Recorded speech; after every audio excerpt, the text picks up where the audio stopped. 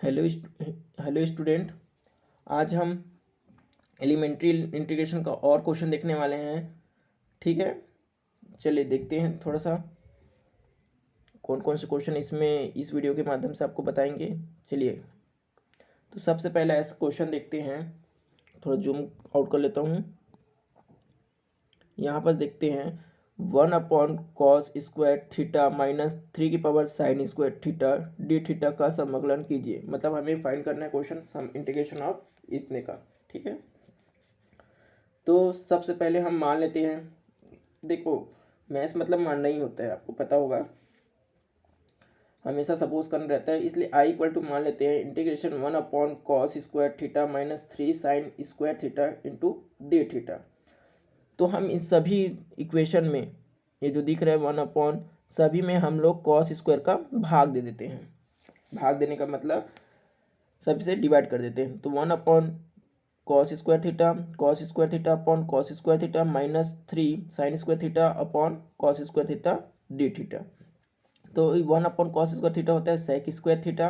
यहाँ से cos cos cut जाएगा, बचेगा 1 -3 cos साइन और cos साइन अपॉन cos होता है tan² theta into D theta. अब यहाँ पर देखते हैं अंडर रूट। अब थोड़ा सा देखो, यहाँ पर लॉजिक लगा है थोड़ा सा। √3 tan theta equal to t.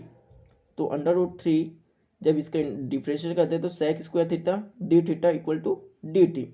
तो हमें ऐसा हमें टी मानना रहता है कि sec² जो ऊपर वाला पद है वो आसानी से मिल जाए। तो sec² D theta upon D T dt upon √3।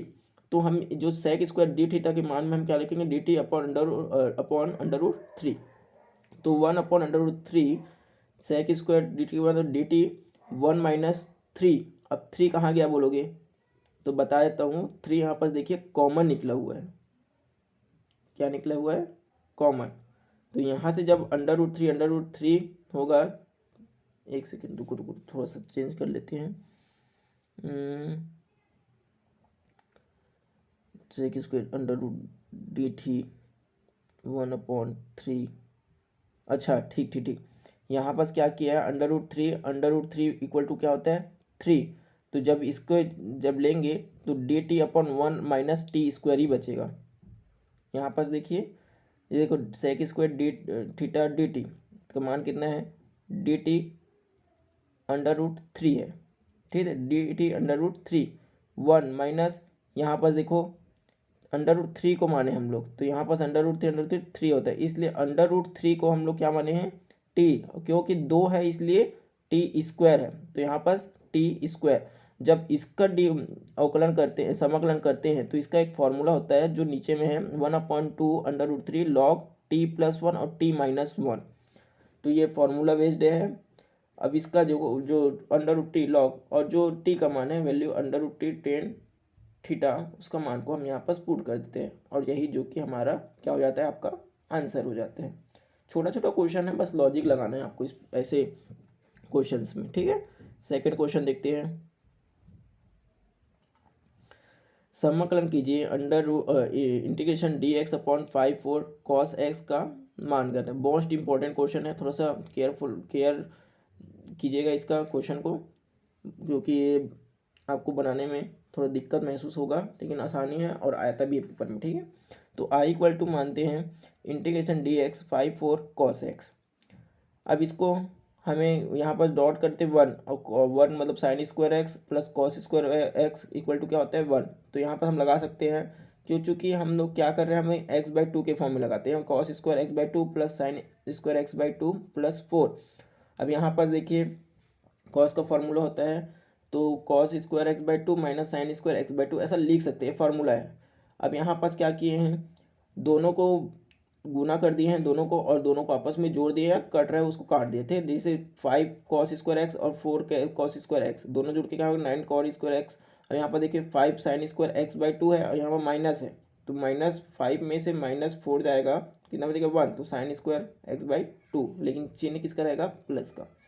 अब यहाँ पास क्या किए हैं, cos² से इसको भाग दे दिए हैं। तो 1/cos² theta equal to sine sec theta होता है, इसलिए हम लोग यहाँ पास 1/cos² x/2 से भाग दिए, इसलिए sec² x/2। यहाँ पर कट जाएगा तो 1 बचेगा, यहाँ पर जब भाग देंगे तो ये 10 स्क्वायर में चेंज हो जाएगा। ठीक है, चलिए आगे बढ़ते हैं। अब यहाँ पर 10 जूम कर लेते थोड़ा सा।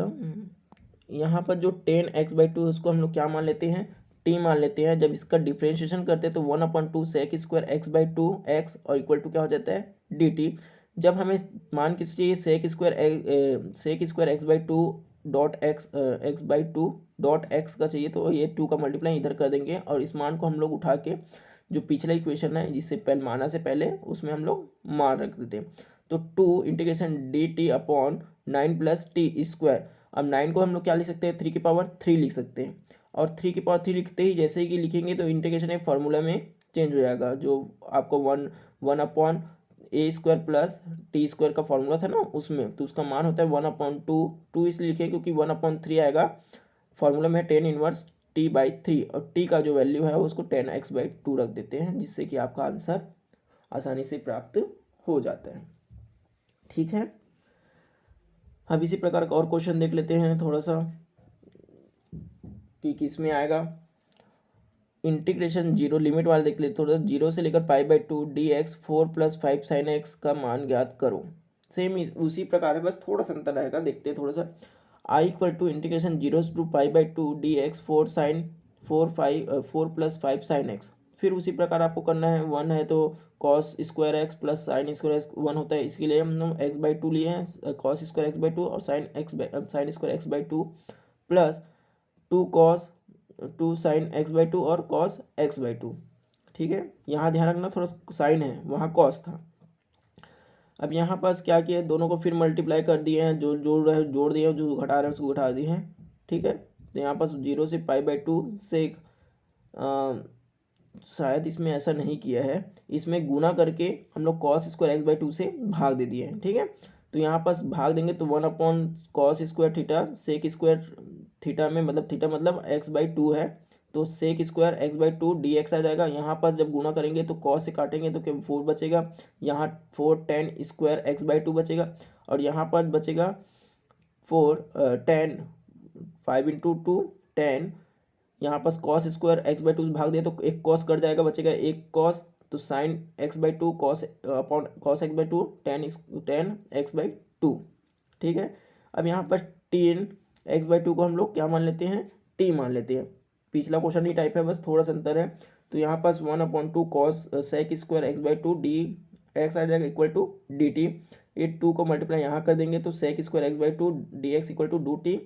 अब यहाँ पास लिमिट है, बस लिमिट को हम लोग यहाँ पास मार के जब 0 रहेगा, जब 0 था तो t के वैल्यू भी क्या टेंस करेगा 0। कैसे, जब यहाँ 0 रखोगे तो tan 0 का मान कितना होता है 0, तो t 0 हो जाएगा। उसी प्रकार x π/2 रखेंगे तो यहाँ पास π/2 रखेंगे तो क्या हो जाएगा 4 हो जाएगा, मतलब 10 45 का मान होगा, 10 45 का मान कितना है 1, तो t का क्या टेस्ट करेगा 1 को। तो ये लिमिट भी चेंज होता है, ध्यान रखना का ये बहुत ही यहाँ पास हमेशा लिमिट करने का तरीका ऐसा होता है, जो रखते हैं उसी में हम जो हम मानते हैं उसी में हम लोग लिमिट को रख के चेंज करते हैं। तो यहाँ पर 0 की जगह में 0 है ना, और पाई की जगह में 1 हो जाएगा। 2dt, यहाँ पर 2dt आया था, आपको देख लेते हैं। यहाँ पर देखो 2dt 4 + टी स्क्वायर टी को माने 10 स्क्वायर x/2 को माने हैं, सॉरी 10 x/2 को माने तो टी स्क्वायर होगा प्लस 10t। ठीक है, चलिए आगे बढ़ते हैं। अब यहाँ पास 1/2 इंटीग्रेशन 0 से 1 2 dt, यहाँ पर टी स्क्वायर प्लस यहाँ पास क्या किए हैं अपन 4 को कॉमन ले लिए, तो टी स्क्वायर बचेगा, यहाँ पास 5/2 बचेगा प्लस 1 जो करता है उसको काट देंगे। अब 1/2 0 to 1 इंटीग्रेशन है dt t + 5 4 स्क्वायर में। अब देखो इसको हम लोग को फॉर्मूला बनाना है, इसलिए हम लोग क्या किए हैं, टी स्क्वायर है 5/4 को हम लोग स्क्वायर, तो 5/स्क्वायर डबल करना पड़ेगा, इसलिए 25 और अपॉन 16 को क्या करें हमें देखो a + b का स्क्वायर क्या होता है ए होल स्क्वायर का a square + b square + 2ab होता है। तो हमें बनाने के लिए टी स्क्वायर है, यहाँ पास 1 है 1 इसलिए लिया है, देखो टी है टी स्क्वायर है -5/2 और 5/2t माइनस प्लस 1 है, तो हमें फार्मूला बनाना टी स्क्वायर, जब इसमें मान रखेंगे टी स्क्वायर + 25/16 ये आ गया। ठीक है, प्लस 2ab, तो 2 है तो 2 से 2 4 कर जाएगा, बचेगा 5/2t। तो ये जो पद है वो r है, बाकी जो हमें नहीं मिल पा रहा है उसको हम लोग क्या करें, यहाँ से घटा दिए, ठीक है। जैसे कि 25/16 को घटा दिए, तो 1/2 इंटीग्रेशन 0 से 1 dt 1+5/4 माइनस, अब यहाँ पर जो घटाएंगे 60 - 25, तो 3/4 का स्क्वायर बचेगा, 9/16 आएगा तो उसको 3/4 में। अब यहाँ पर देखो ये फिर फॉर्मूला बन गया, या अगर ये पूरे पद को हम लोग a मान लेते हैं और इसको t मान लेते हैं, या तो t और a जो भी मानना है आपको, तो ये फॉर्मूला बन जाता है। तो 1/2 3/4 log t + 5/4, मतलब जो t -1 है और t + 1 वाला फार्मूला लगा है, तो ये फार्मूले में मान रखना है। तो 1/3 2 2 कट जाएगा, तो सॉरी 2 4 4 कट जाएगा, 1/3 log 1 + 5/4 -3/4 1 + 5/4 + 3/4, तो 1/3 log। अब यहाँ पर देखो जो करते हैं उसको काट देते हैं, लॉग का पहले लॉग का फॉर्मूला लगाते हैं। देखो भाग में तो ये माइनस हो जाएगा, ठीक है। इसको सॉल्व करने के बाद ये जो है जो करते हैं उसको काट देंगे, जो बचता है उसको बचा देंगे। थोड़ा जूम कर लेते हैं यहाँ पास, देखिए 6/4 है, 12/4 आएगा, माइनस लॉग 2/4 है, और यहाँ पर 8/4 है, तो बचेगा क्या, लॉग कट पिट के 1/2 माइनस लॉग 1/4। अब इन दोनों को हम लोग क्या लिख सकते हैं, लॉग 1/2/1/4 लिख सकते हैं, तो 4 ऊपर चले जाएगा तो 4/2 बचेगा, तो 1/3 log 4/2, 2 से 2 कर जाएगा तो log 2, तो 1/3 log 2 इसका क्या आएगा, आपका आंसर आएगा। और थोड़ा सा एक और क्वेश्चन देख लेते हैं, लास्ट है शायद, मुझे 4th नंबर का है। इंटीग्रेशन करते हैं 1/3 sin² x का मान करते हैं, तो i = मान लेते हैं। इसमें भी क्या करना है आपको, cos² x dx का क्या करते हैं, मल्टीप्लाई डिवाइड एंड मल्टीप्लाई कर देते हैं। तो यहाँ पर आएगा sec² x, 3 बार हो गया लगभग, वैसी क्वेश्चन है। यहाँ पर करेंगे तो 1/cos² x का sec² x, और यहाँ पर जब करेंगे तो tan² x आएगा dx। देखो ये लिखा हुआ है, हर बार में cos² का भाग और गुणा करेंगे, ठीक है। चलिए अब थोड़ा सा दूसरा पेज में जाके देखते हैं इसका सॉल्यूशन क्या है। तो इसका जब सॉल्यूशन इंटीग्रेशन करते हैं sec² x 1/tan² x + 3 tan² x, ये कैसा आया, sec² को जब मान रखते हैं तो 1 + tan² x आता है, ठीक है। अब यहाँ पर फिर इसको देखिए 4, जब ये यहाँ पर क्या किए हैं 40, सॉरी देखते थोड़ा सा, सेक, एक सेकेंड ना,